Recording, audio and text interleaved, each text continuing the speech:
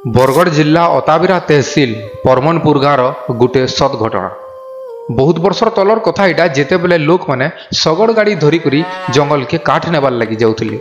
थरे काଣା हेसी बुढ़ा मैंने शगड़ गाड़ी धरिक जंगलू काठ नहीं फेरुला बेले पैन पीबार लगी अटकीसन। पैन पी सारा पर से शगड़ गाड़ी रे काଣା देखसन गोटे छोट पथरटे अच्छे। इ पथर आमर क्या काम एबा भाविक फिकी देसन आउ आगे बढ़सन।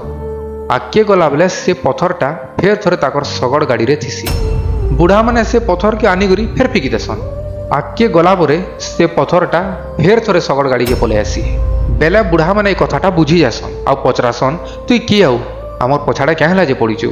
बेले से पथर कहसी मुई बर्तलियान देवी है मते तोर गाँव रो मझारे रखिक पूजा करबू बेले तोर गाँ के केभे विपद आसी ना दिए। इटा सुनला परे बुढ़ा माने कहसन जे गाँव मझारे तो बहुते छुआ मैंने खेलसन केते बेले किए जदि ढेल पथर मारिदेवा किए मुती मुता नौचे पूरा हो जाऊे जगह बेले काना तु एटा सही पारबू रे माँ। बेले बर्तलियान देवी कहसन मोर छुआ मैंने मोर आगड़े खेलबे जे मुई क्या जे सही ना पारे मुई हो जाए जगतर माँ। इटा सुनला परे से बुढ़ा माने माँ बर्तलियान देवी के नहीं करी गाँव मझारे स्थापन करले। आउ आज तक अताबिरार परमनपुर गाँव रे माँ बर्तलियान देवी पूजा पेते आसुछन। इनता रहस्यमयी कथानी माने संबलपुरी रे सुनबार लगी मोर इंस्टाग्राम आईडी i.himanshu patel के फॉलो करुन आ मोर यूट्यूब चैनल के सब्सक्राइब करुन।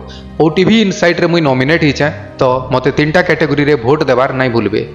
जय माँ बर्तलियान देवी।